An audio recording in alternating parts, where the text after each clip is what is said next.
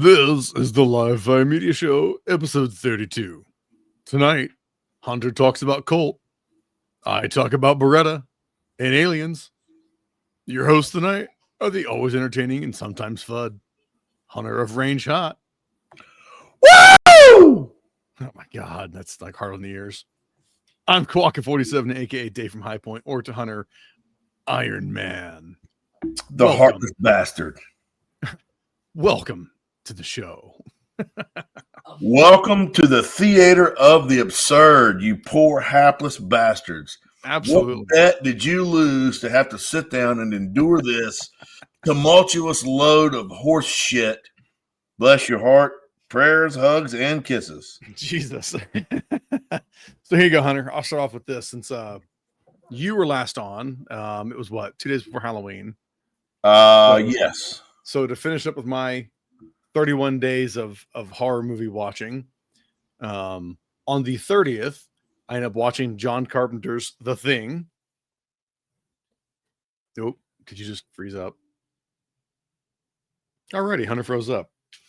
So I watched John Carpenter's The Thing with my son Mason. He decided to watch it again with me, which he's seen it a couple times now, haven't you, Mace? Yes. You just could have said yes from over there. It wasn't. You're trying to hard the camera. What's wrong with you, boy? But yeah, so we watched John Carpenter's The Thing. You know, probably one of the greatest horror remakes ever. Probably one of the best movies, in my opinion, ever made. Concur. Okay, I was like thoughts because you froze up on me when I first started talking about it. Even my wife was watching it this time, which I don't know if she's ever sat and really watched Carpenter's original all the way through without obviously just falling asleep because I started too late. But her and I did go see the 2011 prequel, which it's not as good. I still enjoy it. But right when Wilford Brimley is like cutting into the thing and you see he's got latex gloves on and as he's pulling shit out, she right away goes, "Ew, why wouldn't you have longer gloves on?" I was like, well, you know, funny enough, that's probably how he got infected because he didn't have longer gloves on and brushed up against that shit. Pulling something else out is probably what started the process of him turning and becoming the Thing. But go ahead, Eva, say hi. Hi, Hunter. Hey, Sugar Bear. He says hi, Sugar Bear. All right. You can't hear him because I got my headset on. So what are you doing? You can't hear. He's not even talking. Look, he's not even talking right now. It's just. I know. I want to tell him something. Then talk. The microphone's right here. What are you doing? Yeah, hey, don't pressure her, Dave. Be quiet. Damn it. Shut up, Hunter. Kiss my ass. Hunter, today my mom curled my hair. It looks beautiful. Tell her I said it looks beautiful. He said it looks beautiful. All right, get down. It's right here. You're gonna fall. Yeah. It's the tip. You don't have to eat the microphone. Do you see me eating the microphone? If you just talk normal, Hunter can hear. Dave, shut the hell up. I'm teaching her. So No. Speak to Hunter from right there. No, You're being annoying. Speak to him from right there. Bye, Hunter. Good night, Sugar Bear. Good night, Sugar Bear, he says. Get out of here, you. Hunter, you are nuts. True words never spoken. Good. All right. She's precious. She is. So John Carpenter's The Thing, and then I rolled into one called Trick or Treat. Have you ever heard of that one? It's an anthology movie. Here, I'm gonna add it and share the screen because why not? Because we can. Bam. That was weird. There you go. There's a poster for it. Oh, Trick or Treat. Oh, you do know of that then? I've heard of it. I don't know that I have seen it. It's pretty cool. It's worth watching. It's a multiple stories that all interconnect more or less throughout the whole thing on Halloween. It's cool. It's a really cool flick. It was fun. I've seen it I think once or twice before. But that was how we ended Halloween horror movies was with that. Very cool, man. But then what you missed out on last week, well, not even missed out, was there you go. It was Predator Badlands. Have you seen previews for that? The new Predator movie? Yeah, I think so. Okay, well, if you don't listen to the episode that Nick and I recorded, which is fine if you don't, I don't really care. Because this is boring as shit. Like, even if I was a part of it, I could. Oh, God. See, that's where you're such full of shit. I mean, I'm introduced more of this shit just to bore you out then. Yeah, Predator Badlands, man. As a sci-fi action adventure movie. It's fine. It's entertaining. As a Predator movie, it was shit. Yeah. I don't know about 2 thumbs down, but like it's just, I don't know. My kid loved it. He thought it was great. My buddy's daughter thought it was great. You're just being retarded. Okay. I don't think you can use that word. Well, anyways, Hunter's out of here, so we'll continue on without him. Yeah, good fucking luck. Can you say click-through rate goes to 0?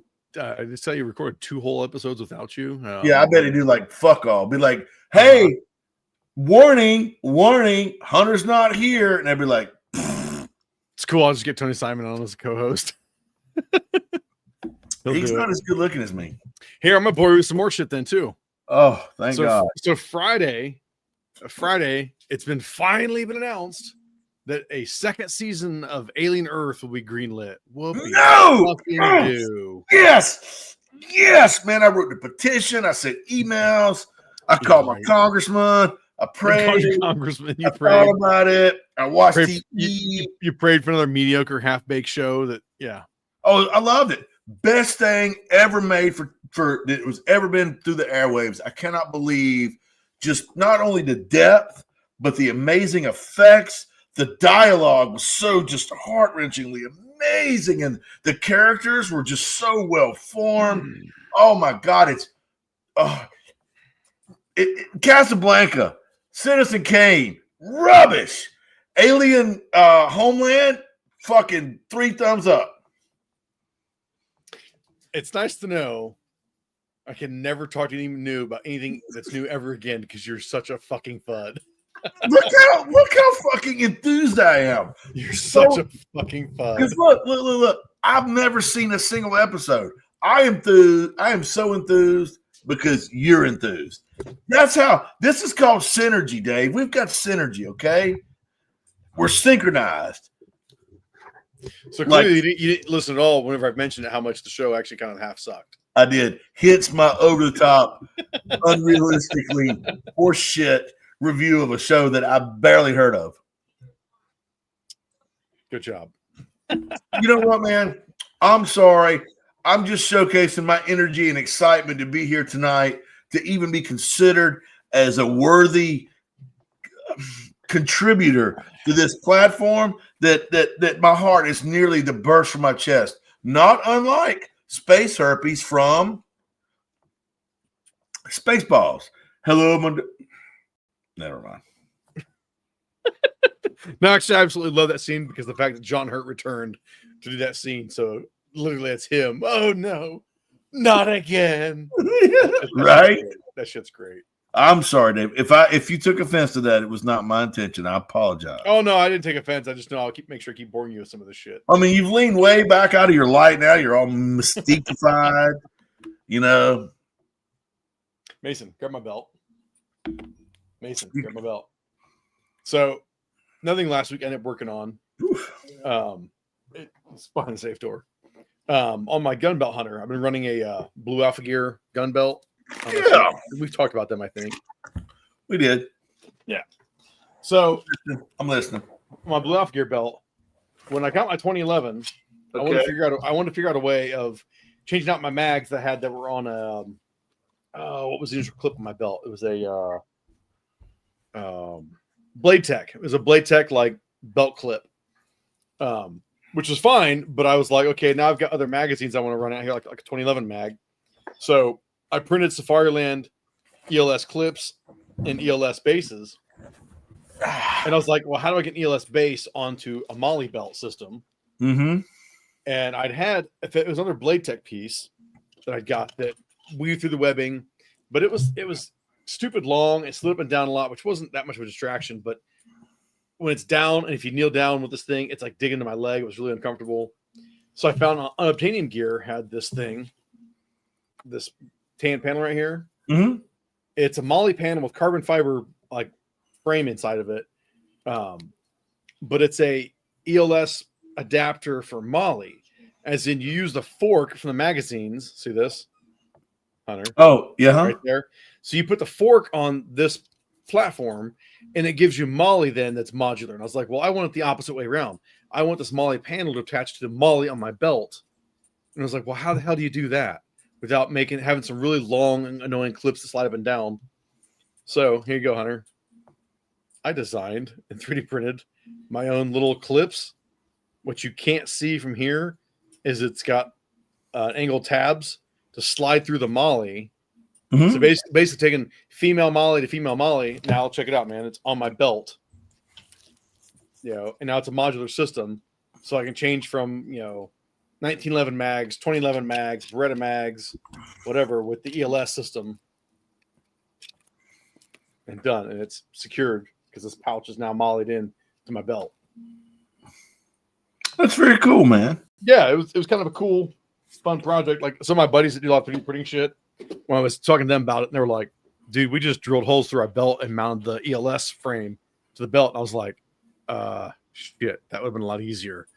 They're like, yeah, but you're designing your own piece, like to work with it. Like, that's cooler. I'm like, cool, okay, I'll keep going with it. I was like, because you just kind of deflated all my work of building this damn thing. It was like, yeah, we just drilled the shit in our belt. I'm like, fuck, man.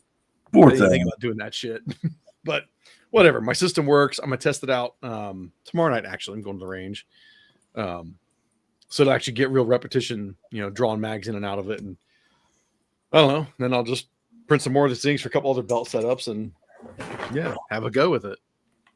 Wonderful. Yeah. So sorry. No, you're good.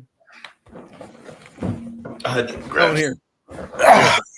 I'll do one more bit for you before I can segue into you, and you can kind of take over because I know you've got a whole lot you want to about. That's fine. Well, I've been messing with the 92 single action only that I bought, right? Mm-hmm, mm-hmm. Well, now as you can see too, I've got my dot mounted on it because I like running a dot. Sure. Do or not. But to add one more to it, just for extra cool points effect, I was like, screw it. Let's put a mag well and extended mags. Just because, you know what? It just looks good on it. It wasn't gay enough. I knew you were going to say that. No, I think it looks great. It matches the slide. You got your dot. Yeah. It screams, I'm transitioning. Good God, old man. Yep, FUD. FUD. Really? How is it not? How can you call me a FUD? Okay, so you bought a new Garmin for... It's not a Garmin. Not a Garmin. Okay, what is... Tell the listeners, Hunter. Tell the listeners, Hunter, since this is a podcast. Do you forget what a podcast is? This is made by Athlon. Okay. We talked about this one, didn't we? Yeah. They call me. Look at that. What is it? What is it, Hunter? Talk about it. What is it? It's a chronograph, man, but you don't got to say that. It's an audio show. Describe the device, what it is, man. It's a tiny little chronograph that sits on a tiny little tripod, and you don't got to set it down range. You set it beside your gun, and it tells you all kind of neat shit. And it is going to be the last key. You like that? The last key in developing 73 grain ELD match hand loads for the 225. It's going to go and me and Mom are going to be back.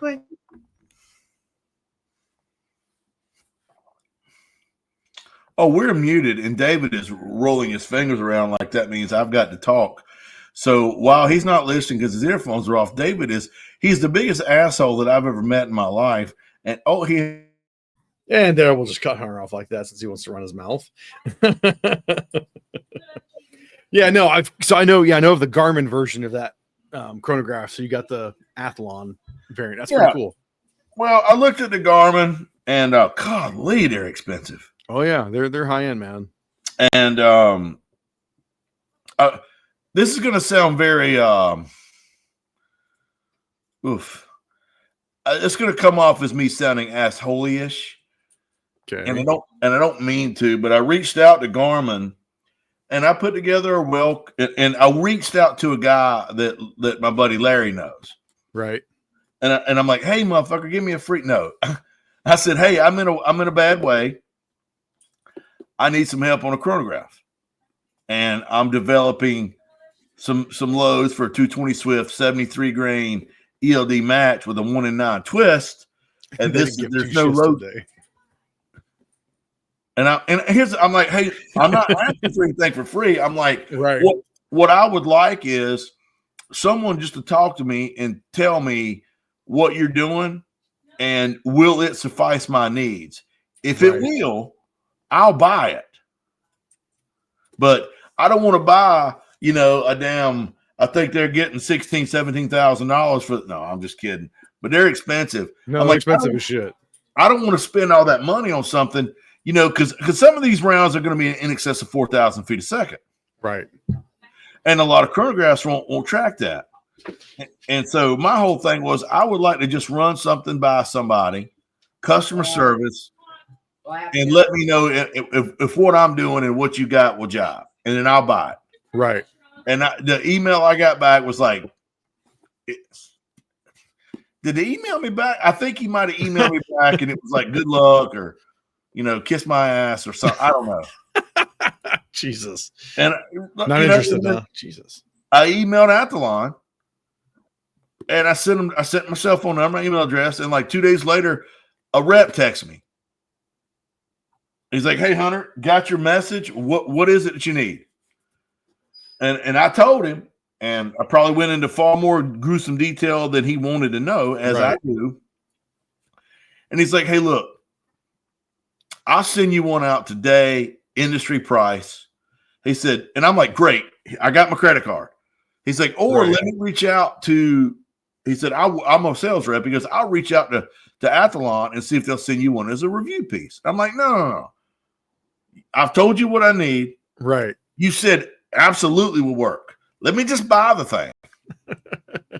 I mean, and he goes, let me just reach out. Hang on. Let me cut you off right there, dude. You and that approach, I think truly is a rarity in the industry. Really? Dude, the amount of guys that call up asking us like, I've got a backlog of guys that want HP 15s for High Point to review. I don't have them because the gun's selling well. We don't have them in stock. I actually have a couple that are coming back that I can turn around, turn and burn. But these people that reach out to us, and here's the thing. You don't have to be some big, huge fucking YouTuber for us to give you something to T&E on. Right. But if it's something that's hot or we don't have a lot of, we might be asking for it back. We don't necessarily, we're just giving them all out for free because we're not Smith & Wesson. We're not Ruger. We're not a huge company where we can afford to do that shit. Right. But dude, some of these guys, they don't give a shit. Like if they don't get it for free, they don't give a damn. Like they're not interested in it. And I'm telling you, you are a rarity saying, look, I'll pay for the thing. I'll take industry pricing, but I'll pay for it. I like it when they offer me industry pricing, right. I'm like, okay, that's cool. But it's way cool. But the guy's like, let me see what I can do. I didn't hear nothing for a week. Right. And I was like, well, maybe I stepped in it, or maybe I don't know. But about a week and 3 days later, FedEx brings it so much to me. And I text the guy and I'm like, hey, I got it. It's in the mail. It's in my living room. I got my credit card number ready. He goes, oh, no, that's a sample. Right. He said, go forth and prosper. Nice. I'm like, you don't know me. You don't know my site. He goes, look, I looked at Range Hot. It looked legit. So, and I thought that was cool, man, that they did that for me. Yeah. And now I didn't ask for it. Every time we do reviews, I'm like, hey, you want the gun back? I'll send it back. If I want it, I'll pay you for it. Of course, I know you overcharge the shit out of me, but that's fine. Me? Yeah. Fuck you. Be the best piece of ass you ever had. Yeah, looks like the Athlon. Like MSRP, it's the same, but looking at some of the prices online, like it's maybe a little bit cheaper than the Garmin. Looks like I saw like Cabela's had them both the same price for like $399 or $499. But otherwise, it looks like it's the same damn unit. Like, now here's what I was told by Athlon. They developed theirs first. Really? And theirs was still in development in working through it before the Garmin, and the Garmin was actually released first. I believe it, man. I think some of that shit happens way more often than people realize. They think somebody's copying something related. And Garmin is not. So right. It's weird at when somebody says, oh, Garmin's got a chronograph. I'm like, right. The Garmin, like I'm thinking. Right. Like, yes, that's the very same Garmin. Yeah. Yeah. Well, that's cool, dude. Yeah. So I'm looking forward to finally having a chronograph that'll work, and it's showing promise. Right. So so you haven't used it at all yet? It's like you just got it. Oh, I've played with it, and it works great. Okay. I haven't used it anything 220 Swift related yet. Right. But just use it at your house for some shit. Yeah, I've shot some stuff over it where I know the velocities. Right. And I'm kind of like, not that I know what it ought to be. And so I've used it enough to know that it's accurate. Right. And I've used it against older style stuff, so I know that it's accurate. Here we go. Yeah, that's it. Yeah, I know. I was scrolling the page the whole time. I was like, I guess I could have thrown it up here and we could have looked at it and shown it. But it's pretty accurate. Man, it is so easy to use. It's very intuitive. They got a little app. Right. Well, it doesn't have an app anymore. Right. They got a little app, syncs with your phone. Of course, now the cool thing about it is even the app is free. Right. And the app has got a lot of stuff on it that even if you don't have their chronograph, right, you can use the app. Some tools you can use. That's cool. Yeah. So, it's not like if you don't want to buy the chronograph, you can still download the app and get stuff off of it. Right. That's cool.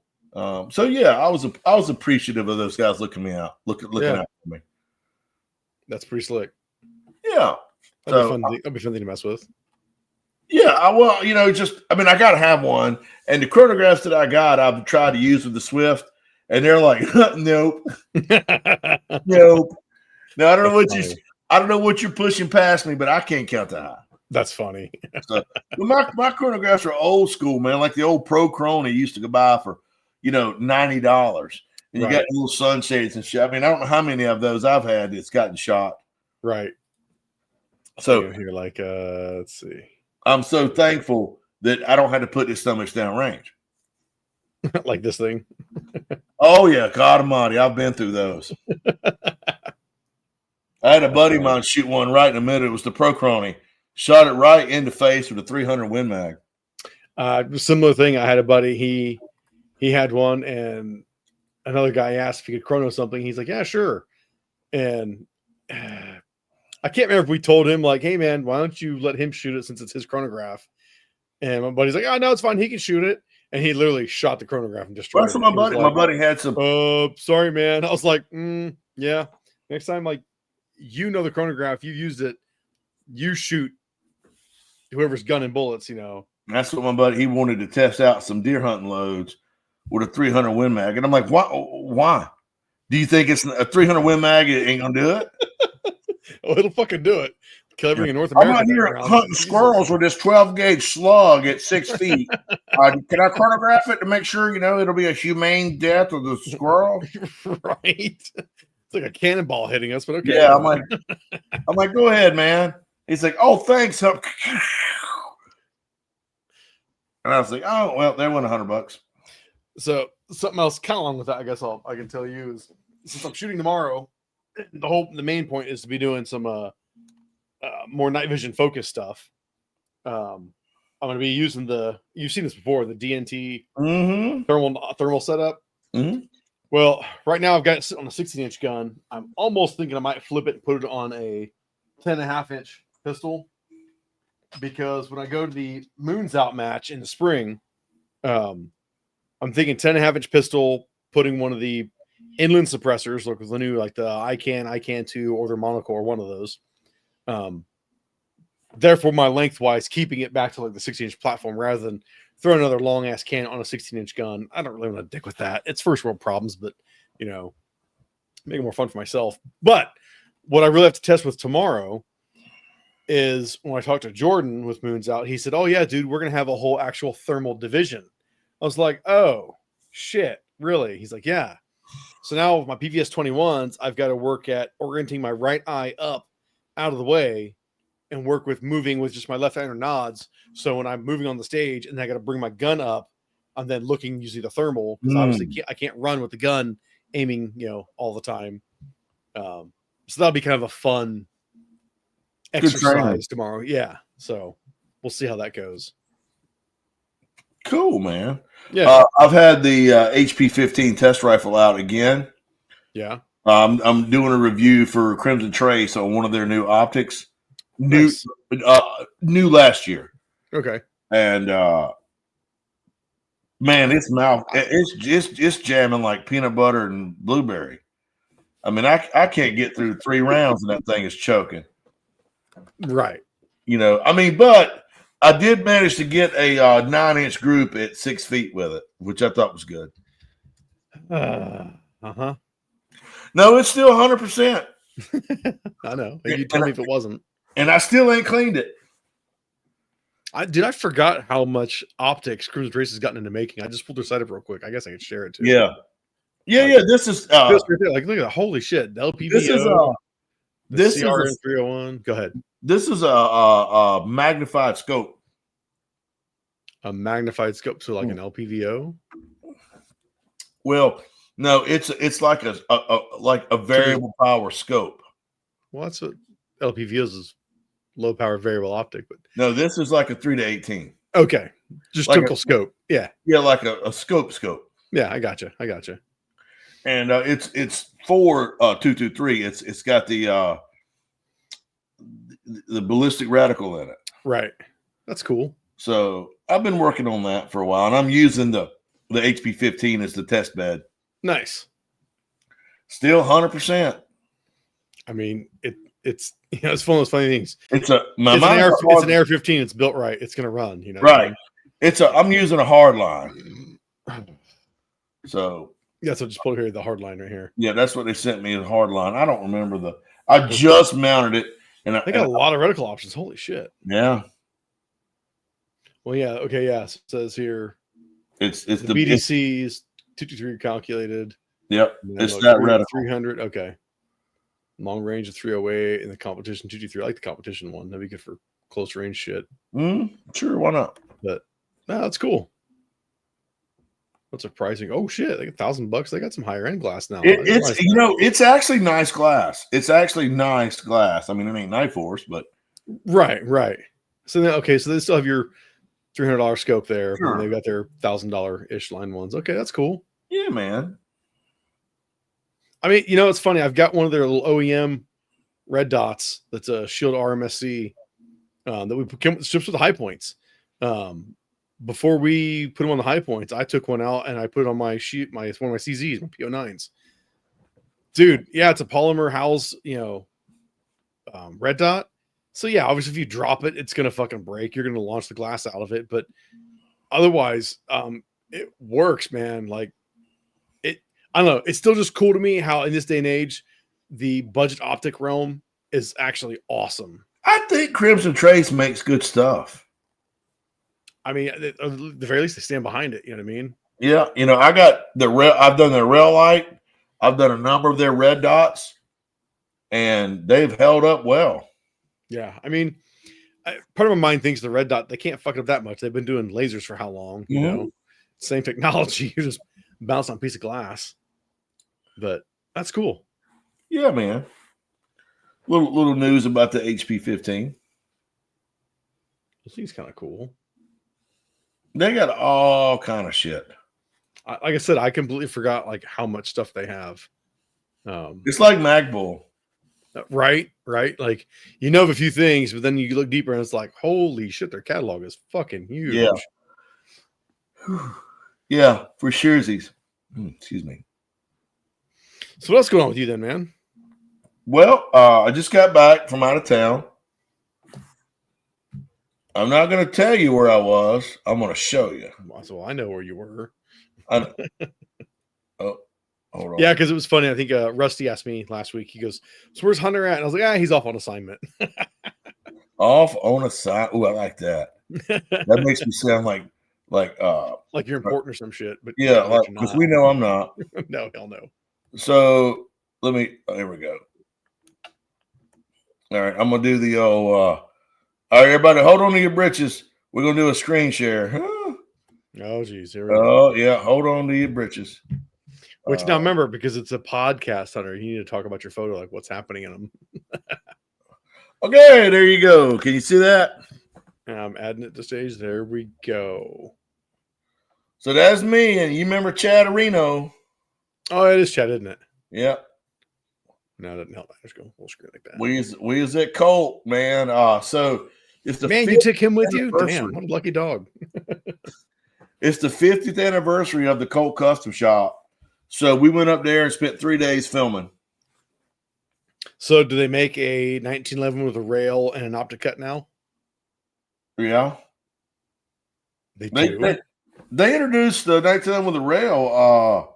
No. I understand they make one with a rail and they make one with an optic. That's the two different guns. I'm saying that they make one yet that has a rail and an optic cut. Yeah.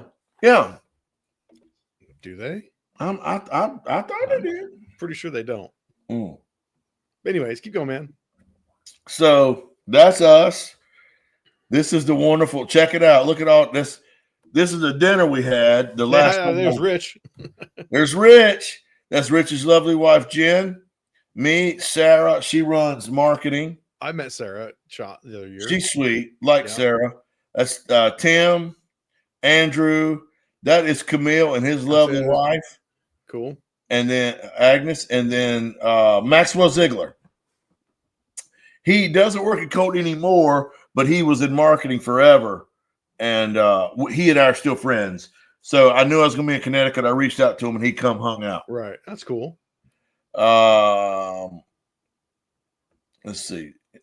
So this, here's another shot. One of my favorite people in the world. That's Jerry. Yeah, you sent me this picture. Jerry runs the range. Okay. That man right there is the salt of the earth. Like, Jerry is one of those people to where I couldn't say enough good about him. Nice. You know, he's got, of course, now to the right is Rich. I love Rich like he's my brother.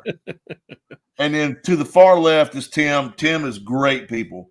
But Jerry's a different sort, man. He's Dr. Phil and Howard Stern.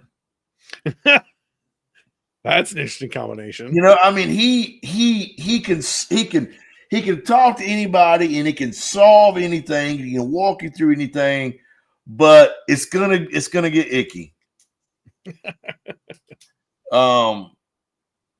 Let's see here. This is some of the engravings from John Pease. We did I'm cutting video for him right now. Okay. He is the Colt master engraver right now. He's an artist above and beyond. That looks super detailed. What are those three bars, or what the hell are they? So he engraves these steel bars. So like if he's got to go somewhere or fly somewhere, right? You could take those far easier than you can a dozen guns you've engraved. Yeah. Okay, gotcha. That's cool. He's a machine. I mean, they got a couple pythons in there he'd engraved, exhibition grade. One of them, I think he had 500 hours in. Holy shit. Yeah, I got pictures of that too. Oh, there's my new camera. Bam. Look at that jewel. Camera porn. Yeah. Panasonic EVA-1. Why don't you have that hooked up to be your webcam? Because that so much weighs about 14 pounds. So? Yeah, no. Well, you got to hold on to it, put it on a tripod, and shoot it yourself. Duh. Hey, we're at Show and Tell, not Dave's commentary. It can be whatever the fuck I want it to be. Now, this is going to be one of the most important pictures you'll ever see in your life. Oh, God. So this is me. No, that's you? This is my buddy RJ. Okay. RJ works at Savage. We went to Savage too. That's right. I remember you said you were doing that. That's cool. So RJ is my good buddy at Savage. And this is Wayne. Wayne at Savage is probably one of the smarter people I think I've ever met in my life that's humble about it. Okay. Just when it comes to running a plant, running a factory, running a machine shop, this guy has got it in fucking spades. This lady here, Effie, she runs a Savage custom shop. She is the sweet little angel that thumbed up the 220 Swift project. Nice. And this is the Man, artist. she's short next to you, so she's tiny. Yeah, she's been at Savage over 50 years. Holy shit. And I was looking at her and I'm like, they must have hired you when you was about 3 weeks old. And then this gentleman here that my cursor's on, that's the man that built the rifle. The 220? Yeah. Yours and Larry's both? And yeah. That's And cool. he walked up and stuck his hand out, and I hugged him so hard we both almost fell. You make love to him, damn near, weren't you? Over that. I tried to, but damn, RJ is strong. Now, this is my buddy RJ at Savage. He's next level genius too. As far as just intelligent, articulate people, yeah. But Cool. I have saved the most weirdest, interesting thing I've ever seen in my life. Okay. You see that? What the hell am I looking at? It looks like a barrel. It is a barrel. You see this? See this brass? This brass? Can you see my cursor moving? Yeah, I'm just trying to figure out what the hell it is I'm looking at. All right. Maybe this will help you. What the hell is that? You see this man right here? Oh, yeah. There's two machines behind Yeah, him. I see it now. Yeah. Like bending barrels. He is straightening barrels by hand. Holy shit. Holy shit is right. So do you see this? Okay. Okay, now I see the contraption differences. Okay. See where I'm waving my cursor? This is a Yeah. light. Yeah. All right. So this barrel is chucked in this thing and pointed at the light. Right. It's actually chucked in a jig first. Yeah, no, I can see some of that. And so you point it at the light, and if the barrel is bent, the lines converge at the shadows down to, let's say, 3 and 9 o'clock converge at the bend. Huh. I got footage of it. Holy shit. So this man right here, been doing it 22 years, can look at it. And looks at it, goes, oh, okay. And then he chucks it up in this son of a bitch. Wow. And it works the wheels. And now he puts the bend at the bottom based on where the lines converge, works the wheels, bends the barrel, and then rechecks it. That's wild. And when I got there, Dave, he had that son of a bitch. He had a barrel chucked up. And I'm gonna X out now. I think I said everything. Wow. But when I got there, he had a barrel chucked up, and he was explaining to me. He goes, "Now look, Hunter, got a really thick accent, guys. Next level shit." And he's like, get your eye. And he's got a little jig like where you walk up to. Put your left foot here, put your right foot here, type deal. He's right. like, get your eye like an inch away from the threads and look. I'm like, I don't know if I'm looking at.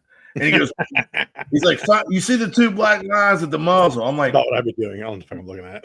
Oh yeah. And I was like, oh yeah, I see him. He goes, now follow them down. You're gonna see them converge. They don't run parallel all the way. I'm like, oh yeah. About halfway down, they're meeting in the middle. He said, that's where the barrel's bent. I was like, what? And he explained to me why that works.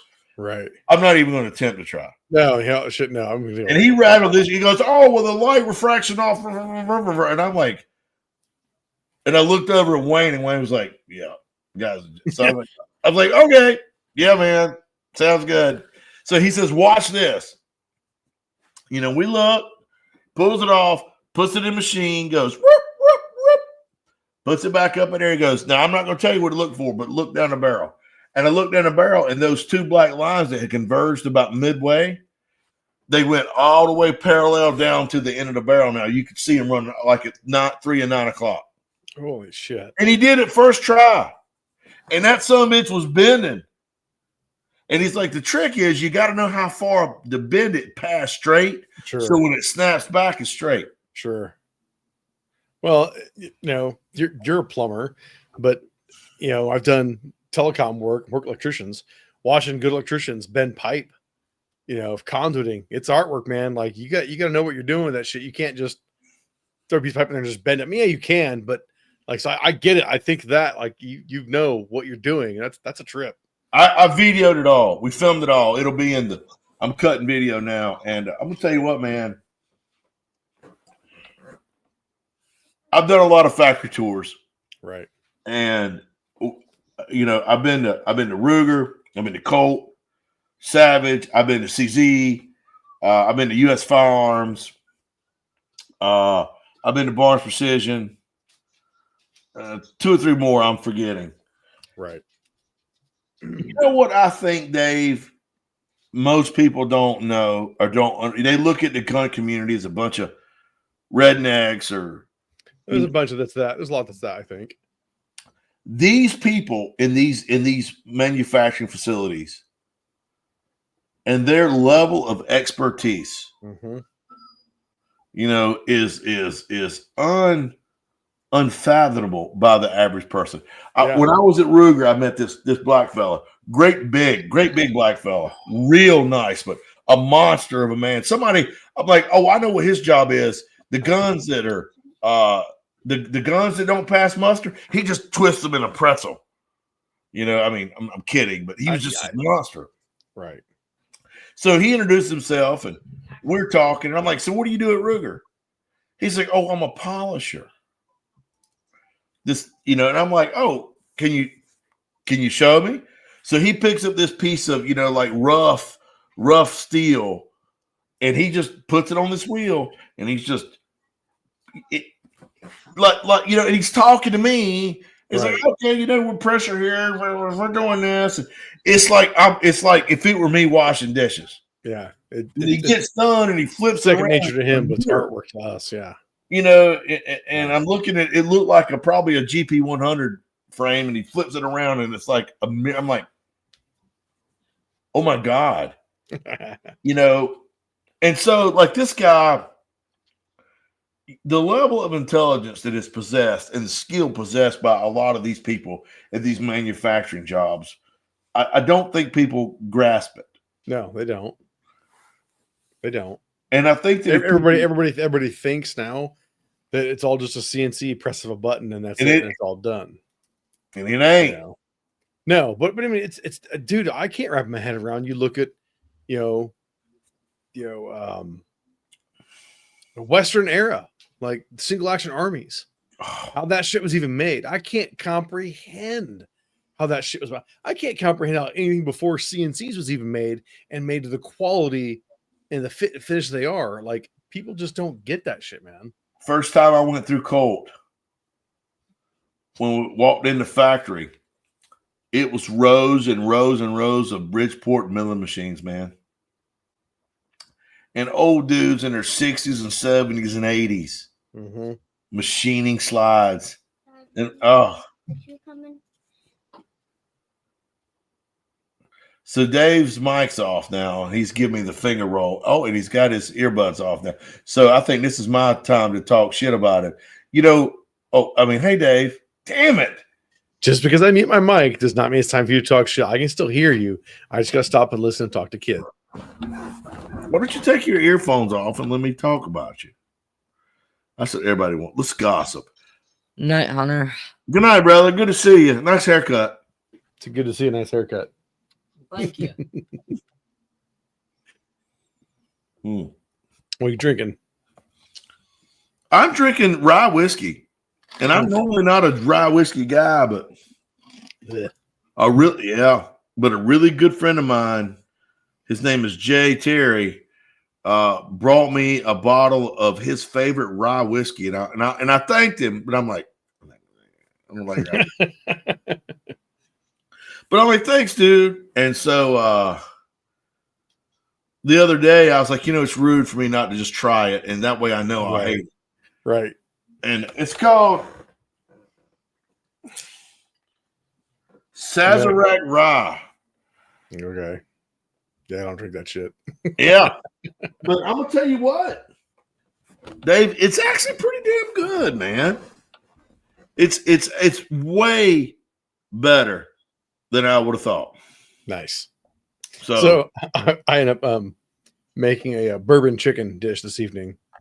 And I was getting started. I needed soy sauce. And I was like, oh, shit, I don't have any. I was like, I've got a little bit left. It should be enough. Then I was like, oh, shit. Whenever I make bourbon chicken, I usually just use early times whiskey, just cheap grocery store shit. Because that's what you need. I look at my top of my fridge. All I've got is a bottle of Woodford and a bottle of Bullet. I know where that bullet come from. I don't drink this shit. I was like, and I'm not going to use this on bourbon chicken. So the wife's like, don't you go to the store get more soy sauce? I'm like, yeah. At that point, go and get some more early times whiskey as well, because that really would be truly a waste of Bullet bourbon or the Woodford on bourbon chicken. Is it that bottle of Bullet that I gave you? I don't think so. Okay. I think this bottle of Bullet and Woodford came from my dad's celebration of life party. So it's if any friends come over and they drink that, they can have a drink, But I wasn't gonna cook with it. Well, so when I went to Colt, I stayed with Camille. Right. When I come to High Point, I'm gonna stay with you. No, okay. We're not arguing. Okay. I'm gonna stay with you, and here's what's gonna happen. Oh, this will be rich. Yeah, I think that we should pool our money and send your family on like a nice vacation, and that way, in case some weird shit happens, nobody will know except for Chad in the camera. And when I say in case, no weird shit's gonna happen. I guarantee that one. Yeah, you wait till Dave's like, "Hey, can you wash my back?" Right. And then you hear the old song. What is it? Brown chicken, brown cow. Right. Huh. How about no, you crazy Dutch bastard? Gold member. I didn't like Goldmember that much. I've only saw it once. No, but that's a good quote. Oh, that's what I remember though. I figured it was very apropos. That's funny. Excuse me. I'm sorry. That was very rude. Apropos is kind of a shortened colloquial term, meaning that was very appropriate for the context of the conversation that had carried on previously earlier in that moment. Sir. All right. Has winter struck there? Has it gotten cold? Yeah, it was in the low 40s last night.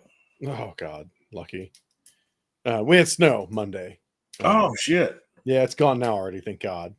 But this is something on my head thinking. I know I lived in the Carolinas in Charlotte, further south from you, for about 10 years. So it can get cold in North Carolina. I'm well aware of that. But has it ever gotten cold enough for you, or have you been out enough at a shooting event where 1911 just froze up on you? What? Yeah, has a 1911 been cold enough? It probably doesn't get cold enough there for you for that. It really probably doesn't. So go ahead. Please don't act like you're gonna say this is a myth and that can't happen, because are you saying it can only happen in 1911? Other guns can't freeze up? No, but I've had it happen and seen it happen more 1911s than anything else, though, because they were probably all steel guns. Go ahead, come on. I'm going to call bullshit. Okay.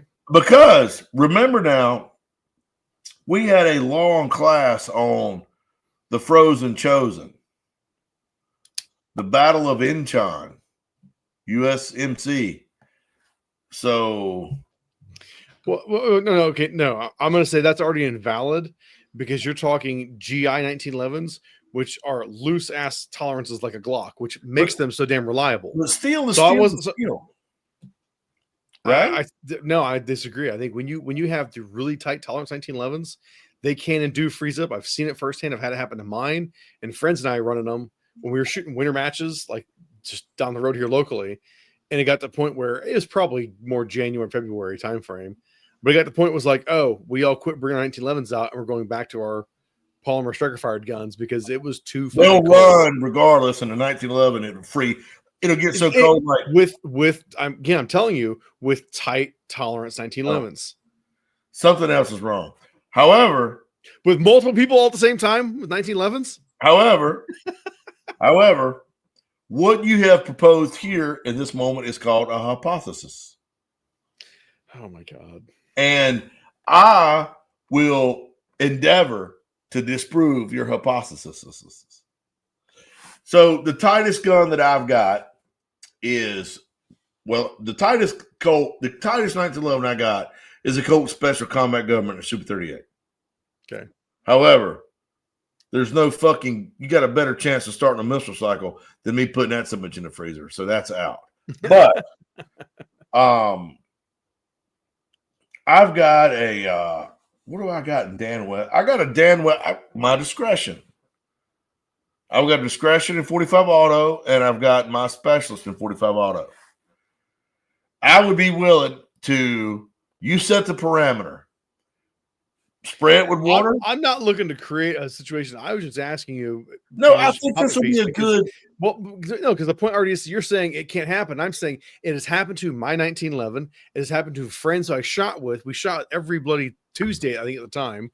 And then we would usually then go have dinner and a beer afterwards. But multiple weeks, it was probably sub 20 degrees out. And we still soldier on to shoot because it was like, why not? And our 1911s would freeze up to the point where you couldn't rack the slide on them, or it would it was locking it, like this as far as you could get with it. You know, you're constantly having to manually strip magazines out because the shit was so cold and tight. And we were like, let's not screw with this. The couple guys that bring plastic, fantastic striker fired guns, they still ran just fine. But again, these aren't GI spec 1911s. These were all tighter tolerance 1911s, all like match guns. And they'd lock up.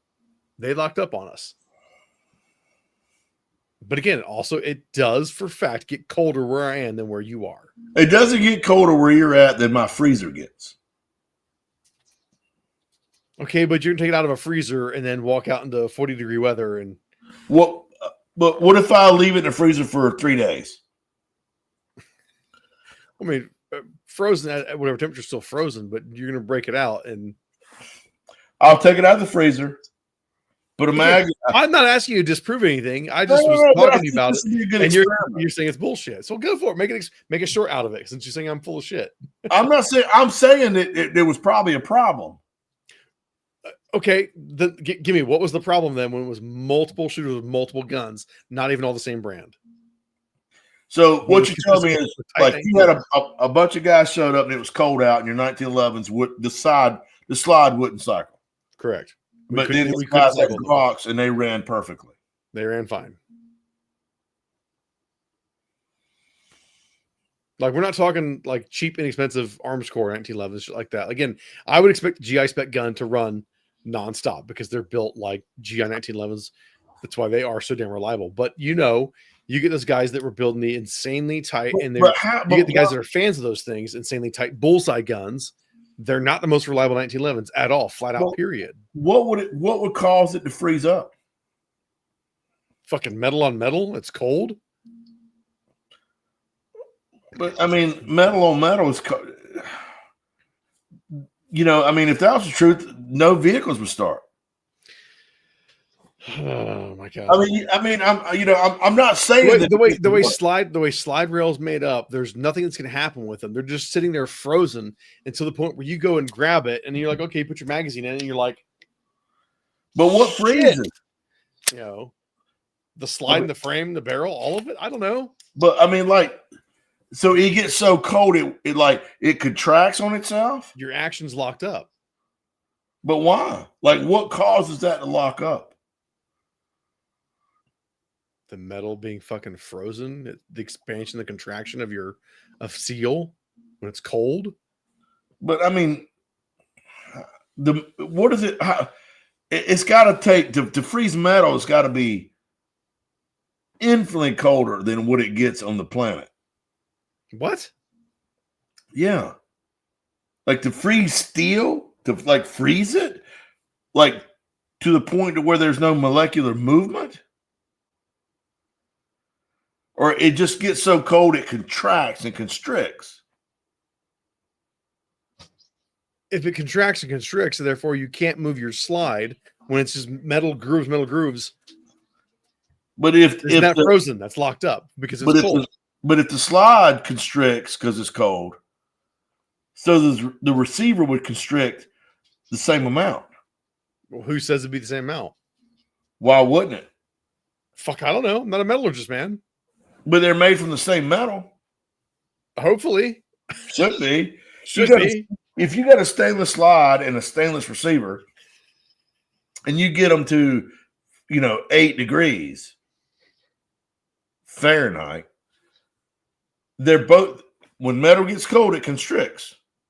However, if you got a slide and a receiver made of stainless and you put them in the freezer and you get them to whatever, 10 degrees, they're both going to constrict the same.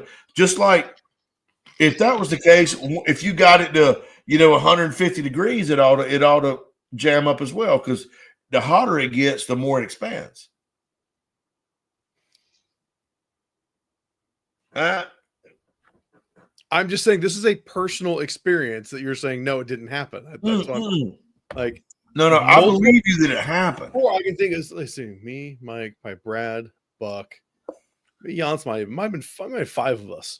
Around 1911s, and we quit. I believe you that it happened. It was too cold. The guns wouldn't run. All run their own ammo. Some run a factory. Some run a reloads. But it was so cold. You grab the slide, and it was like just. We could not run our guns. We could not run our pistols.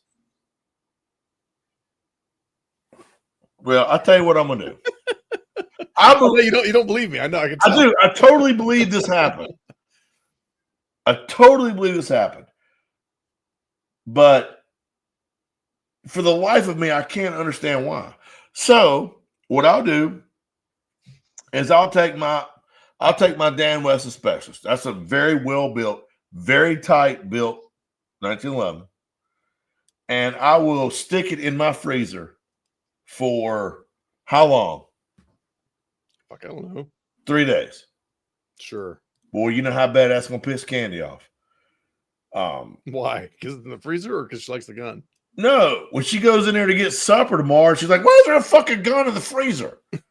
I'm like, "Look, I'm a famous gun writer. Shut up, bitch." I'm like, because if something bad happens, they're like, if we get a home invasion, they're like, "Give me all your money, bitch!" Like, I keep it in the freezer, and then you pull it out, and then it doesn't work because it's frozen. You have like shower guns and toilet guns, right? I mean, why the hell not? Closet I guns. I mean, look right here. I got this little rest on my couch here. There's a gun down there. Well, there's A, on top of that, there's a bag of pork rinds, and then there's a GP100. Yeah. Hey, pork rinds, though. Pork rinds go on top of the gun. Gross. I'll put it in there. I'll tell you what I do. I'll put it in there for 3 days, and I'll put a magazine with loaded ammo in there as well, but not in the gun.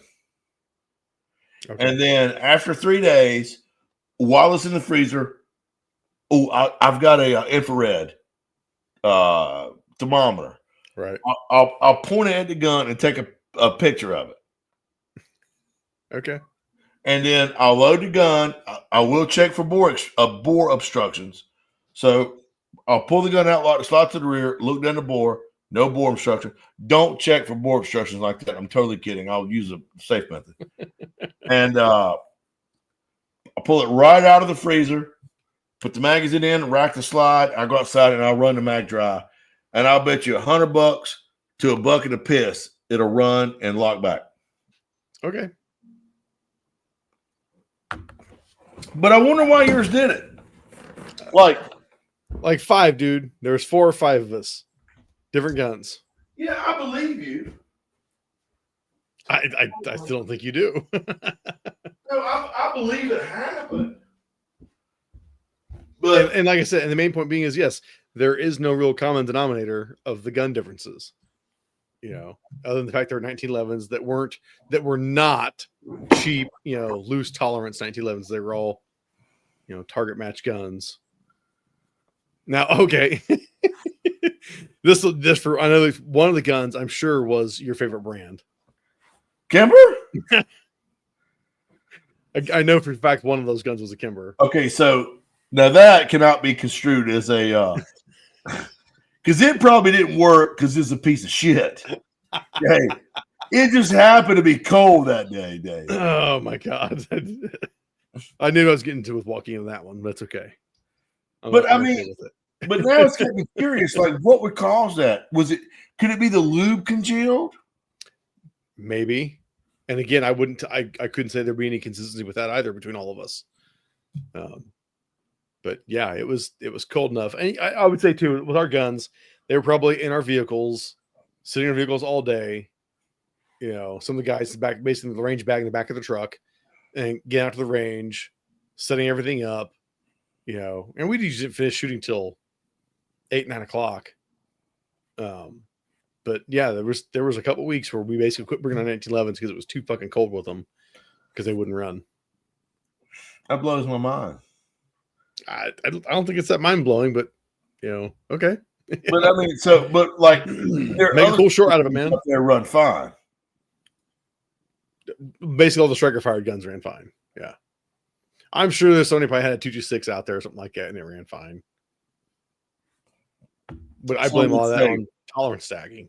It's still an idiosyncrasy of the 1911. When it gets a certain temperature, it won't work. I'm clear. I'm saying it's more on tight tolerance ones because tight tolerance ones are the ones that are always finicky to begin with. If you've got a loose GI spec, those things don't care what you feed them. They just run, they run, they run. But how many 1911s are out there that you can buy brand new out of the box? First thing you do is take the range. It's going to run like shit until you've either break it in if you believe in breaking it in or not. No, not discussing it. Oh, excuse me, I had that off in the past. Well, no, I don't give a shit to go into it. It doesn't really matter. It's other people's own opinion on it. Ow. Ow. See what I'm doing? So you don't believe in a break-in then? But yet you and Larry talked about breaking in a barrel. Hold on now. How's that all that different from breaking in a gun that you buy? Oh, that's a great question. Oh god, no, it's not. No, it's not. I really don't want to go into it because I don't care. I really don't care. Okay. I don't. I buy a gun. If it doesn't run, I tinker with it, make it run, and then run it. Whatever. Some things require hot shit at first. Why would a gun need a break-in period? I don't fucking know because some manufacturers say they do, some say they don't. Now, I talked to my buddy Rich, and Colt has a very distinct break-in period. And it is ever how long it takes you to break in the box that somebody comes in. If it doesn't work, it doesn't work. Does it wear in? Yes. Will it become slicker and smoother over time? Absolutely, it will. Okay, so to that point, is an argument for most people, is an argument of semantics of break in versus wear in? Yes, because some people argue if it malfunctions during the first, like Kimber's got a break-in period of 160,000 rounds. Kimber says if our 1911s malfunction in the first 250,000 rounds, it's break-in. So I'm fucking with you. I know because I'm not taking you serious at all right now. Okay, so I'll be relevant. Kimber says you got to shoot 500 rounds with their gun to break it in before it be considered reliable. Sure, I've heard plenty of others say the same thing. Right. And my first question is, why? Was there at some point you were machining that gun and said, one more pass would do it, but fuck it? Or they could say, look, we've spent $600 million on equipment and a building, and we hired a team to market this gun as a reliable 1911. But it's got to be broke in first. But we are absolutely not going to spend the last 40 seconds on a fucking CNC machine to cut this thing so it'll work when we send it to you. Come on, man. You know, I mean, all of the Colts I've ever bought brand new, after 1,000 rounds, they slicking up a little bit. Absolutely, they did. Sure. But Then doesn't. because it's wearing in. Yes. But I'm not arguing that. I'm not arguing you know, imagine this. Imagine this. And I know what you said about GI, but imagine this. You're in combat, you know, and your fucking 1911's jamming. Do you hop up and go, hey, time out, fuckers. It ain't broke in. You know, I need to break this gun in before y'all can start shooting back. What the fuck are you on about now? What? No, like the 1911 was issued to military personnel. Here's your gun. Go shoot people with it. You're not breaking that bitch in. Right? Are you tracking or no? Did I lose you? You look confused. You got this big question mark on your face, like, you know. I'm thinking if you drew a gun and go to shoot an enemy combatant and it doesn't work, drop the fucking gun and grab something else. But if it's a 1911, do you get to jump and go time out? It's not broke in. The timeout thing's retarded. That's dumb. Correct. My point exactly. If the fucking gun don't work out the box, there's a problem with it. You know, are you telling me the people at Kimber or whatever don't have enough intelligence to machine a gun that's going to work out of the box? The only counter I'm going to say is the ammunition can be so damn different. I've seen 1911s be more particular than anything else, but also because there's a lot of cheap shit ammo out there that maybe the gun doesn't like some cheap ammo. I'm going to disagree with that 100%. If it falls into Sammy specs, it'll run. I would say normally, yes, that'd be the case, but I don't think in reality that is the case, dude. Then if you buy a gun by any manufacturer and it's brand new out of the box, and you buy ammo and it is in Sammy spec and that gun doesn't run, that's a problem. Period. I think that's considerably more common than what you're thinking, dude. Really? Yeah.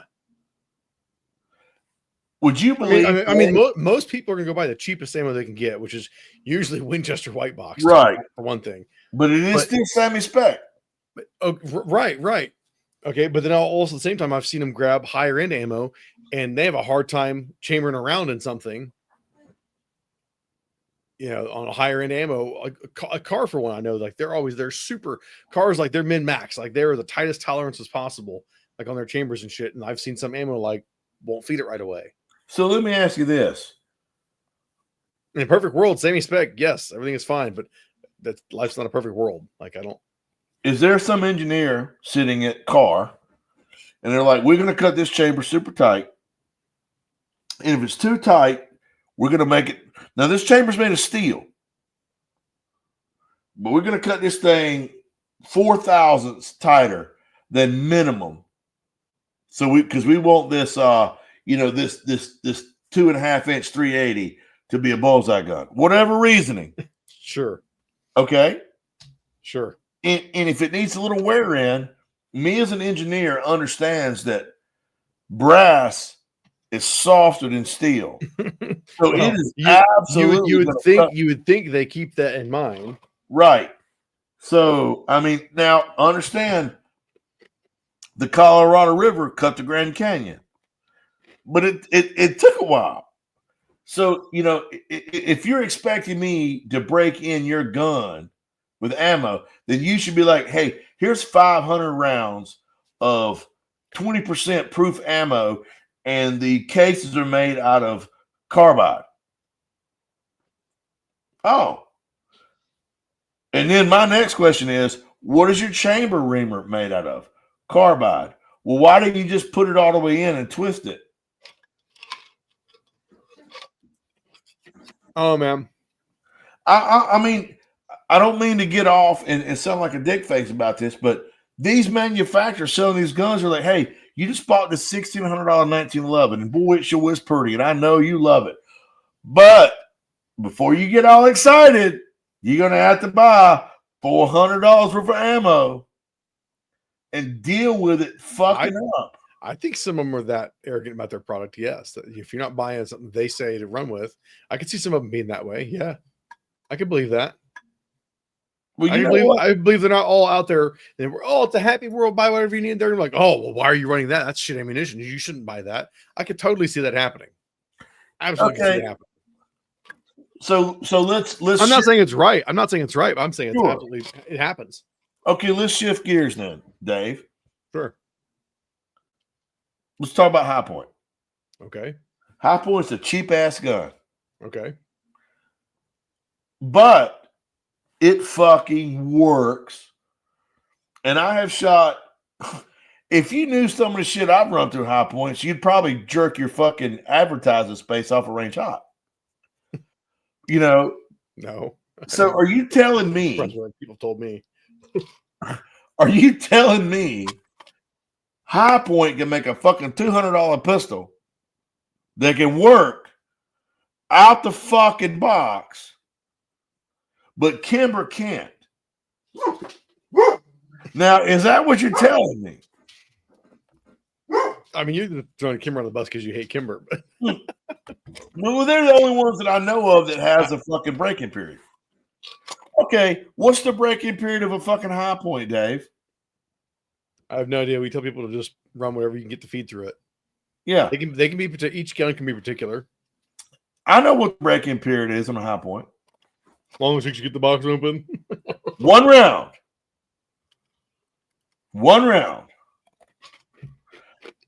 I don't know how many fucking High Points I've shot as many High Points off camera that didn't belong to me as High Points I've reviewed. Now, I've never ever shot more than I have, dude. I probably have. You probably have, dude. Because I got a lot of friends that buy them based off my reviews, and they come to my house to show me their new 45 High Point. Like I haven't seen a fucking blue million of them. I'm like, oh, that's great.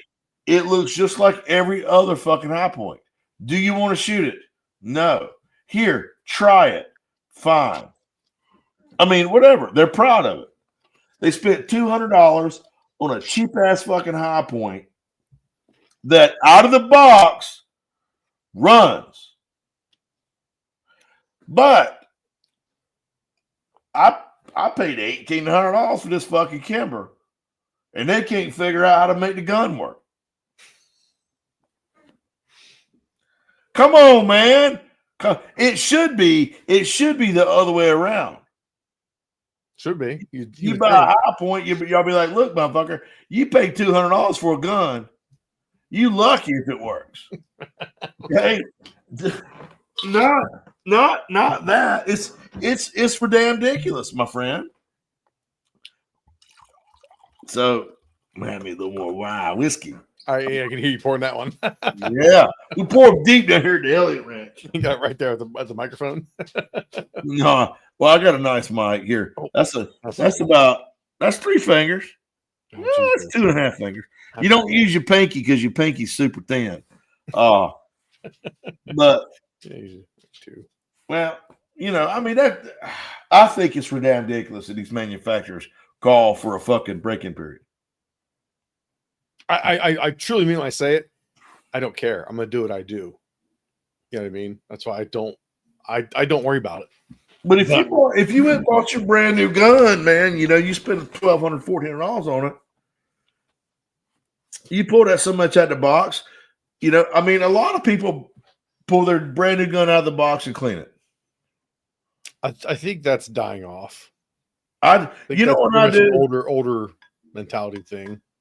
I pull so much out the box. I look at it, and if it's dry, right, and I'm feeling generous, yeah.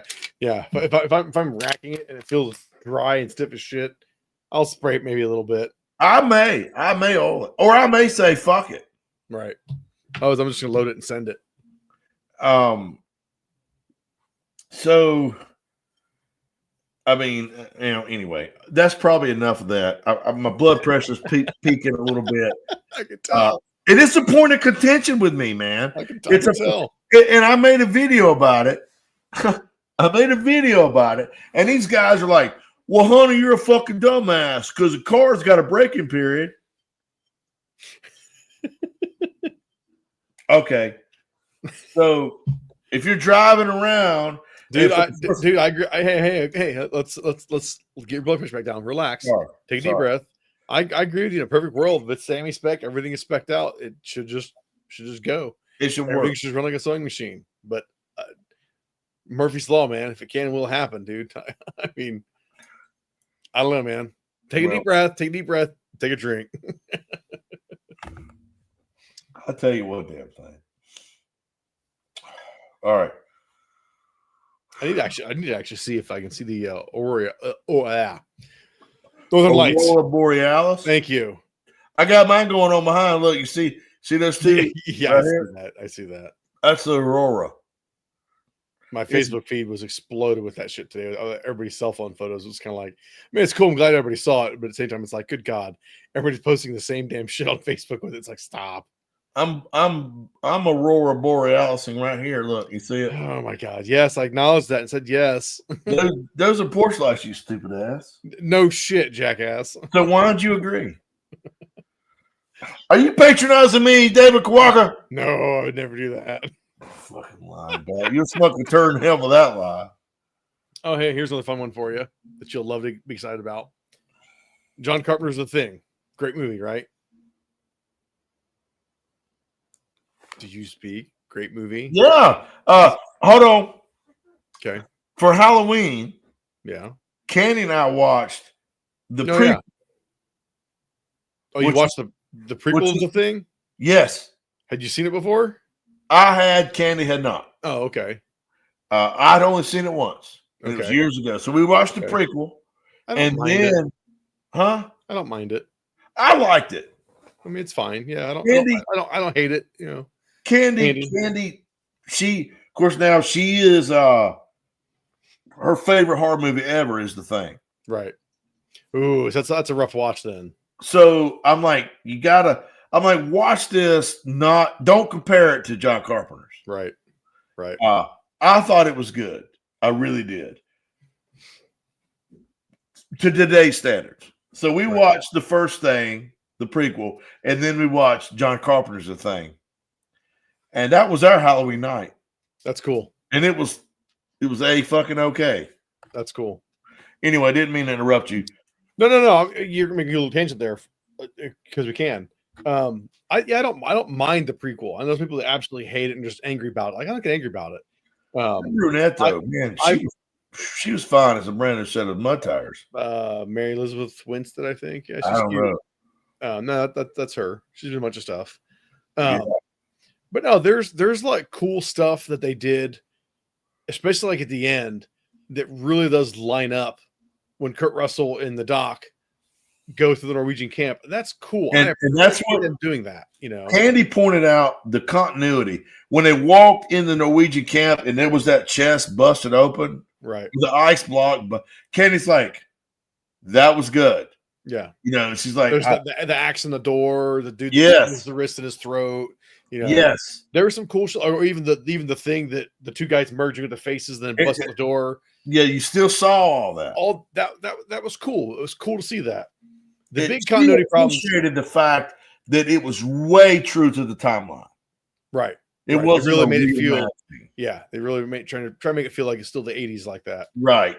So now the shit that I couldn't really stand in it was the overusage of CGI, but that's a whole other like leveled thing I've delved into and listened to. Like the studio like interfered from the effects team, had it all practical, so that's whatever. But one of the things that I couldn't stand though, the ending where they're on the alien ship, I just didn't jive. And the fact the beginning when they fell through the ice to find the thing, or to find the ship, but yet in John Carpenter's The Thing, they talk about how they planted charges to blow up the ice to uncover it. And in this movie, it's the engines or something fired up and it cleared all the ice. It's like, come on. The movie was like cool, but the opening and that ending kind of fucked it for me. But in the very, very ending, of it leading into the thing and I'm chasing after the dog, I was like, all right, that's cool. Yeah. I It all wound up really good. I was a little confused. Here's my thing. When old girl fell into the ship, right. why didn't the thing just take off? Okay, so I think that's what falls in the bigger question is, was the thing a passenger, a specimen?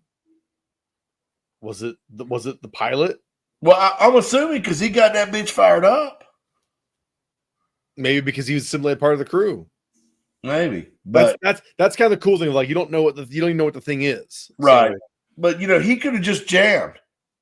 Maybe, like, this bitch is on my boat, but we're going to go in outer space and we're going to figure it out on my terms. Maybe, unless he didn't know how. He was just figuring the shit, trying to like throw levers and shit. I don't know. Dude, it's a prequel, which for the most part, prequels need to quit happening, really and truly. I mean, no, that's not true. Because I'm gonna tell you what. Okay. There is 3 examples of a prequel that grossly outdid the originals. Okay, let's hear Beyond, it. I'm totally I'm all ears. Like seriously, I'm all ears. What do you got? Dude. The first real 3 Star Wars. Yeah. The 3 prequels fucking just it knocked it so far out of the park that it made the 1977 Star Wars almost not worth watching.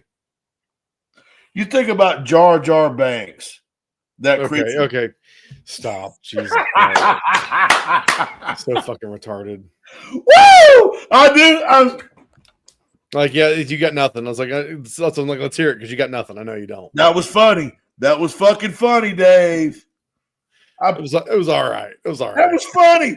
You know how hard it was when you said. I know you didn't have anything because I knew you had absolutely nothing. I did, but when you said they got to stop with prequels, I'm like, oh my god, I got to fuck with Dave, and I'm like, I know it's gonna really get his goat.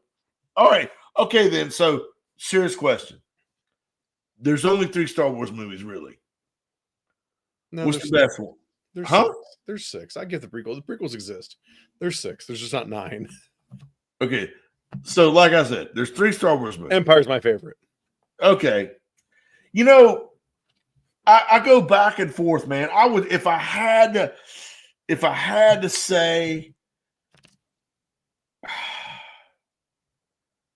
if it weren't for the fucking Ewoks, Jedi would be my favorite. Yeah, because Jedi is dope too. It really is. I like Jedi a lot. The Ewoks. Actually, I like Jedi and Empire both more than A New Hope. Agreed. New Hope's cool. It's the one that started it all, but yeah, give me or as most people know it is Star Wars. Star Wars, yeah. But when Luke is coming into his own as a fucking Jedi, and he's just like when he strolls in there in the fucking Jabba the Hutt's. Dude, there's some banger scenes in Return of the Jedi. There's absolutely some banger scenes. The score is banger at times. Yeah, I mean, all the scenes of the Emperor are fucking awesome. I mean, yeah. Oh, he was a mean. And then at the end, fucking Vader just. I mean, he gives in, and the whole fucking time, Luke's like he still got good in him. It's still in him, and then right there at the end. He's like, I'm going to save you. And he's like, oh, you already did. Oh, yeah. No, it's killer. But in Empire, the fucking ice scenes where they're fighting the walkers. Oh, that was so epic. So epic. So I found a whole bunch of cut footage on YouTube from Empire. I've been seeing on Facebook a whole bunch of shit. And because they had. Where they were tunneling in the rebel base. The Wampas. Yeah. Where they come out of a wall. Really cool stuff. Really cool stuff. Why did they cut that? I would say pacing, man, because the movie's long enough as it is. Like, and that's one of those things. At this point, do you really want them to go back and put all that shit back in? I mean, well, I would say at least in call it an extended cut. Somebody said, hey, we've got a 9.5-hour Jedi Strikes Back. You want to watch it? I'm like, fuck yeah. I absolutely want to watch that. I mean, But I like deleted scenes. I like a lot of director's cuts, a lot of movies. Like I said, I can watch most of them, understand why shit was cut. Other times, I'm like, dude, this is so much cool. I don't care for the whys. This is so much cooler. You know, there was one movie that I watched. Oh my god, and I can't remember. And it was like a lot of the questions were answered in cut footage. right? That's criminal. Like, And I'm trying to, and I won't remember, but I'll try to figure that out for next time. But yeah, I don't know, man. I would love. I'd rather the movie be longer. Yep. And get everything. Yep. Then leave You know, shit. if it's like the fucking line or whatever, cut that shit. But if it drives the story forward even just a wee bit, yep, it's so worth it. I think so. Because we'll never have, you know, I remember when like they continued Star Wars and they had Han Solo and his son, him and Leia's son. Oh, we don't have to talk about those movies. They're just shit, man. And the only cool part was, and I've only watched them one time because they were shit. Yeah. And they're talking, they're like, oh, I remember Han Solo going, it's true, it's all true. Oh, yeah. That's actually kind of a cool bit, yeah. But, you know, like, Luke the Jedi, it's all true. When the one where Rhea, am I saying it right? Just Rey. Rey? Yeah. She becomes a Jedi in, 12 minutes where it took Luke 3 movies. Fine. She's born. I can't read, but I could be a fucking Jedi. Whatever. Mary suing the character. Yeah. Oh, dreadful. But, I watched it to the end because I knew Luke Skywalker was in that motherfucker. Oh, yeah. And all he gets is a fucking cameo. And he was drinking milk. Purple milk? Well, that's like the next one. I'm talking about the end of The Force Awakens. He just stands there and does this. Looks at you. Yeah. Yeah. Then it's all shit. But then, so I'm like, of course, anyway. So she meets him, and he's like a hermit, right? Why are we rehashing these shitty movies? It's fine. Just let it go. They're shit. Yeah. They're shit. Here's what I'm going back to. The Thing. Oh, I'm sorry. Go ahead. No, it's okay. No, it's okay. It's okay. I rolled with you getting derailed. John Carpenter is working, and they've greenlit a sequel. I heard that. Like, I can't say I'm excited because every time I'm excited for something, look at Aliens and Predator. They've turned to shit. Terminator's. Yeah, but John Carpenter's not. He's going to do it. I mean, dude, I think he even produced a hand in the last Halloween trilogy that really wasn't any better. Enough to maybe. He's getting a paycheck, man. I don't blame the dude. He's getting a paycheck. It's cool for him. But hopefully, if he's involved in the writing process, cool. So, but what do you think this can turn into? My thoughts are like, we can get one a couple ways. McCready's dead and Childs is dead. Okay, that's one way. So the movie just continues on. They both died. Or if that's the case, I won't. Hold on. Or you get Kurt Russell's kid, Wyatt Russell, to play McCready, and it's a period piece picking up, in the 80s. Or hold on. Or the farther stretch is you have current day Kurt Russell, and then what do you do with it? Keith David. He's great. He's so fucking great. So why couldn't it be Kurt Russell and Keith David? Yeah, Keith David. Because there's another actor. McCready and Childs. Why couldn't it be McCready Childs survived, found the chick at the end of the first prequel? Sure. That had only been a few days. Okay, but so again, casting then. You're recasting McCready and Childs? With no. Oh, here we go. No. Okay, so we know one thing to be for a fact. Black people don't age. Well, to a certain extent. So Childs they eventually get old looking, but yeah. But not like white folks. No, for sure not. But I'm saying so Childs is an easy peasy. Keith David doesn't look like he did back then. However, now you watched Guardians of the Galaxy 3. Yeah. Kurt Russell was in that. No, that was the second one, but yes. Don't Hmm. argue it. Trust me. It's Guardians 2. Kurt Russell's in it. And he looks great. But even that movie's already over 10 years old, dude. Keep going. All right. I'm fine with the recast, is all I'm saying. I'm Yeah, fine with the no, recast. I don't want it to, I won't the original. Now, hold on now. It could be a 20 years later, but they could sum up, McCready and Giles Meet up with a chick. meet up with a chick left in the fucking snowcat. Okay.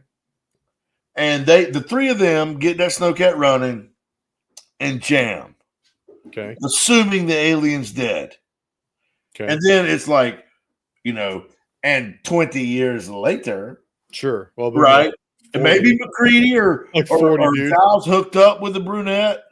Dude, and, this movie was 40 years ago, so it's like 40 years later. Okay, whatever, man. Fuck, I'm just saying. I'm just saying, shoved out my head, and now you're, hit me with a calculator. Just rolling. Saying.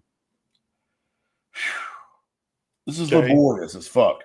So, and then the story could take up from, let's say it was the thing was some kind of specimen, and the original aliens were like, we got to fucking figure this out. But I think that they should write it in such a way to where it's Kurt Russell and Keith David, at the very least, still there. No joke, as much as I would love to see that, because I love both of them. Keith David's great, Kurt Russell's great. I almost feel like if the thing turns into a 40-year sequel, that's just not going to work. With taking it from 80, 82 to now 2025, it'll be 26, 27 by the time the movie comes out. Yeah, like satellite imagery, the fact that we have satellites so you could see that ship. I mean, I don't know how it would work. I think it'd be better if they recast or kill them off.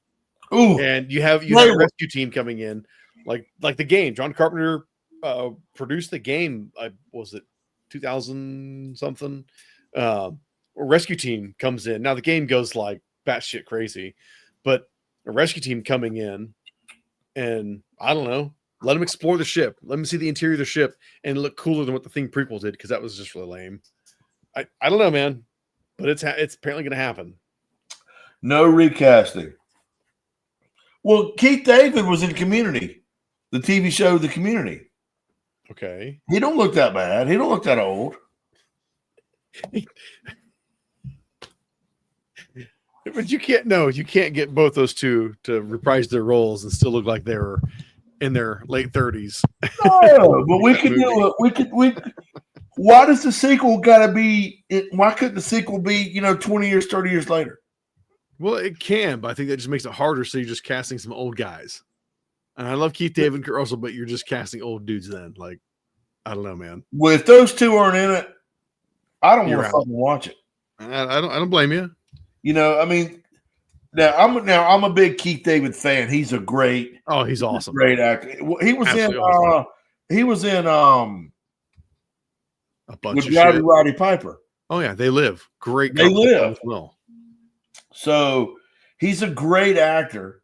Yeah, he is. And him and McCready they had chemistry.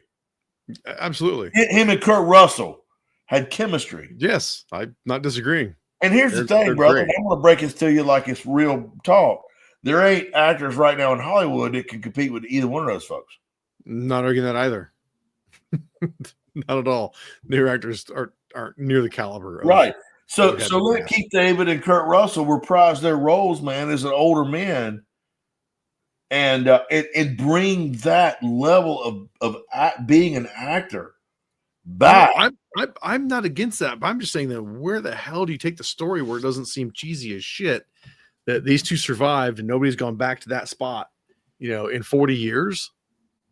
I don't know. But what if they showed back up and told them, and like, oh, well, we're not going back there. It's really fucked up. And then, the thing shows up, at the Super Bowl. And they're like, during halftime, you got to go kill. I mean, I don't know. I'm being funny. Yeah. No, I know. I don't know. I mean, like I said, the fact that Carpenter's involved into it, that's cool. That's If it's not nostalgic, he'll lose a lot of the audience. okay. So funny enough thing. I'm gonna try and wrap the shit up. This won't run too long here, but I caught this. It was on Reddit. It was this Reddit page. I forget what it was called, but this girl was doing candid interviews of people getting out of seeing Predator Badlands, and it was a pretty big mix of like age group. I mean, you could tell there were some that was like my age with their kids, and the kids, of course, this was like their first Predator movie, so they absolutely loved it. You get to their parents, and the parents were like, it was okay. You know, I like the older ones better or whatever. And I made some comment to it and started chatting back and forth with this Reddit poster about it. And she basically was saying that you'd be surprised how many people they've talked to them. They said that they literally saw the preview for the movie, and that was enough. They went and saw it, and that was it. Like, they didn't care like that there's previous films and lore to it. I was like, wow, man. I literally can't wrap my head around being like that because I've been such a movie fan of these different franchises since I've been a little kid, you know, like The Thing. So like, I'm going to walk into a Thing too, like, want to be pumped, but because I've been so inundated with The Thing, I don't know, man. Like, it's just, I don't know. Don't expect too much out of Hollywood. Oh shit, no, dude. Unless they're bringing back old school. Yeah, that's how I feel. Because if they recast McCready and Childs, there's not two actors out there that can pull that off.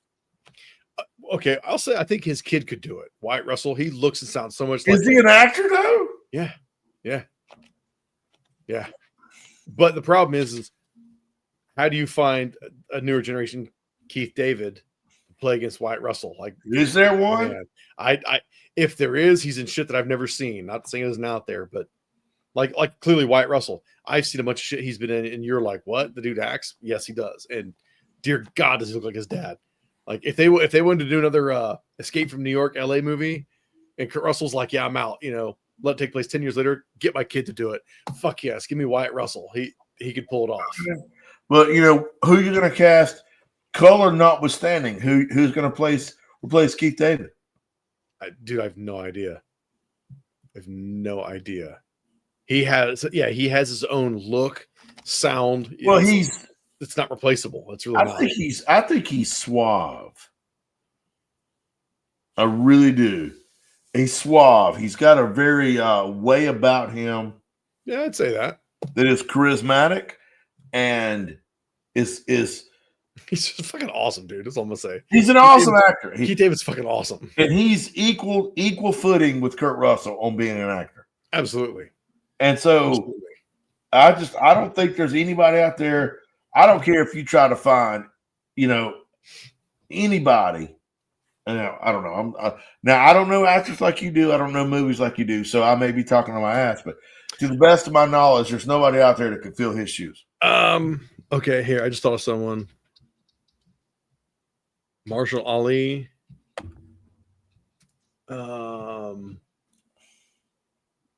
I've seen this guy more than a few different things. I could see him maybe doing it, but I'm gonna show you an image and you're gonna be like, no. But I get it. All right. This dude. No. They've been trying to get him to be the next Blade. Yeah, all right. But his head's too thin. No, dude, okay. You can't look for like a 1-to-1. I'm saying, but But Keith David's a badass. He's a big dude. But I'm just saying, this dude's his voice, the way he carries himself. This dude could play a younger child's, and it would work. I could see that one. Yeah, he don't like Keith David is a badass. Yes, he's a big dude. He's he has a presence. That guy, if I saw that cat, I'm like, he's selling. Oh God, here we go. Jesus. Sorry, man. Let's see, Marshall Ali. I just got my, I got 51. How tall is he? I have no idea if he's a tall guy or not. No, Keith David is badass. Now Marshall, he's 6'2", so he's not a little guy. Yeah, what does he weigh? 140 pounds? I don't fucking know. How tall's Keith David? I think he's a big motherfucker too. Yeah, he's a monster. He's 6'2", so the same height.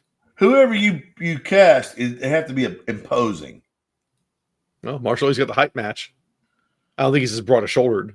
Fuck no. Keith David's pretty broad. He's a big dude. Yeah. I mean, he whipped up on Roddy Piper for like 10 minutes. that seems so great. You know, so he's a big dude, man.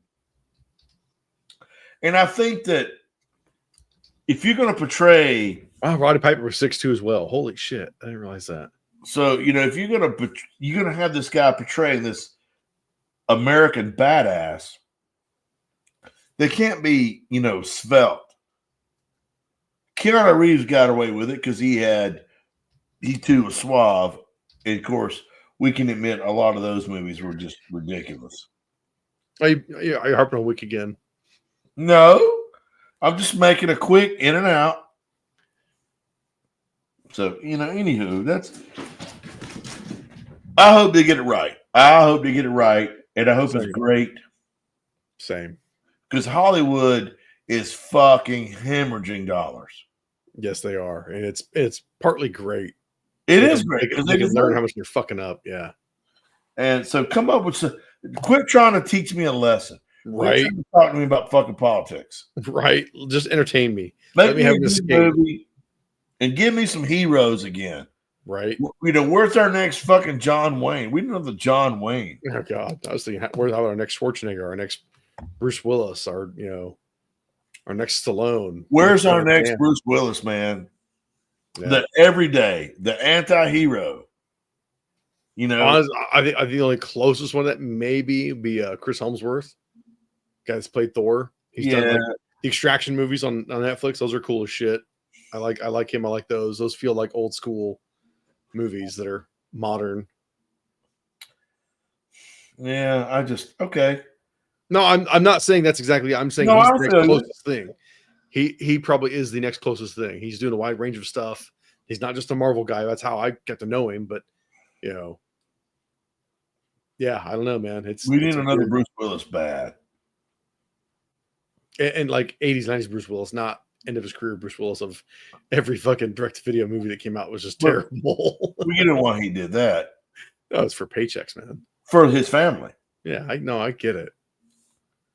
You know, but Bruce Willis was here again, another icon, an amazing actor that everybody could identify with. Yeah. He wasn't a great big hulking monstrosity like Schwarzenegger.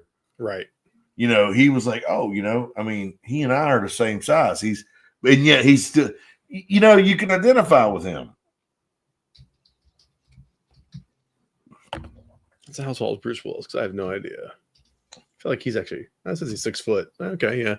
But I mean, he's not out of control. No. You know, he's of course, he's a real dude. He's a real dude. Yeah. He's a real dude. That's the thing. He's a real dude. But he's a good actor. Now, the later, like, Die Hard with a Vengeance and Live Free and Die Hard. Yeah, 4 and 5 are terrible. I mean, I'll watch them, but they're terrible. That's okay. But he also had a lot of really good movies. You know, one of my favorite movies that he played in, you're going to roll your eyes, I don't give a fuck, was Hudson Hawk. Yeah. Not a fan of that movie at all. I love it. I recall you telling me that before that you love that movie. I love that movie. And people are like, that movie's awesome. Like, shut your whore mouth. I don't think I've seen it since like it came out either. It's a good movie. I'd give it a watch again. It's cheesy. It's kind of stupid, but well, I think it was actually like marketed poorly too, like to being a different movie than what it was. Right. And so people were going and expecting to see like Die Hard Bruce Willis. And, oh no, it's slapstick. Right. You know, you can't take it. You can't take it serious. 1991, Hudson Hawk. I mean, I was a big fan. Candy and I are rewatching Moonlighting. Never seen it. Really? Mm-hmm. I mean, I know of it, but I've never seen it. It's a TV show. I know of it, like I said, but never seen it. It's good. And that's where he got his big start from. That's where he got his big start, man. And it's good. He's charming as hell. Like, I would totally fuck him. Jesus. All right. Where the hell's But, Moonlighting at? Why is it I mean, how many times have I betted you down? So there's the litmus test. That's funny. Less than 1,000? Doubt it. 85 to 89. So he still did Moonlighting actually after Die Hard. For at least it looks like a part of a season or something. Right. Or at least production wise and versus release, whatever. Huh. Oh yeah, he was the voice and Look Who's Talking. I forgot about that. He was the baby. That was awful. That was very awful. John Travolta and Roseanne Barr was in this too, right? John Travolta was Roseanne Barr in it? I don't remember. Yeah. She was, or maybe that was the second. I never watched them. Oh yeah, I think Roseanne was like in the second one. You're right. She was the voice of the sister. I just saw National Lampoon's Loaded Weapon 1. It's on digital. I totally forgot Bruce Willis cameoed in that. Do you remember that at all? Loaded Weapon. Was that with Emilio Estevez and Samuel Jackson spoofing on Lethal Weapon? Oh fuck yeah! The scene is they're spoofing on Lethal Weapon 2 when the helo comes in and shoots up Riggs's place. And this is what I saw was the scene. Chopper comes in, shoots the place up, and out of the Rebel comes out. It's fucking Bruce Willis. And the Chopper yells, "Is this 1018, Beach Lane?" He's like, "No, this is 418 Beach Lane. 1018's up that way." And the Chopper guy's like, "Sorry." He goes, "Yeah, no problem. Happens all the time." What the fuck? Like, I don't remember that at all. I'm like, I'll have to watch that dumbass movie again. I had to watch that again. So yeah, apparently it's now on digital, apparently. So all right, let's wrap this shit up, dude. It is after 11, and Ooh. Yeah, You got to get you some beauty sleep because you look like 300 miles of fire road. Wow, thanks. You're welcome. Here's to you. All right, where to find you at, honey? Where are you at, pal? Rangeshop.com, baby. We're launching a new website. When's that launching? October 1st. Try again. Yeah. Try again. Yeah. Yeah, October 1st, according to my guy. Oh, wait, it's November 12th. Ah, okay. Oh, October 1st is launching. Okay, so it's coming. Yeah. It'll be here before I pay him any fucking money. And if it's not here by this time next year, don't worry about it. I'll be in jail because I'll strangle that son of a bitch to death. Well, okay. Cool. Where can we find you, Dave? Tell us all about it. Live Fire Media. Oh, hey, whoa. Curb your enthusiasm. You can find me at Live Fire Media. Oh, my name is David Kawaka, and you can jerk off to this message. No, I don't approve. All right. Hey, now that's forbidden fruit. Now I'm going to have to jerk off to it. Oh, my God. All right. Peace out, everybody. We'll see. Hope you enjoyed us. If not, well, try another episode. Get your money back. You're right. Good luck with that. Peace.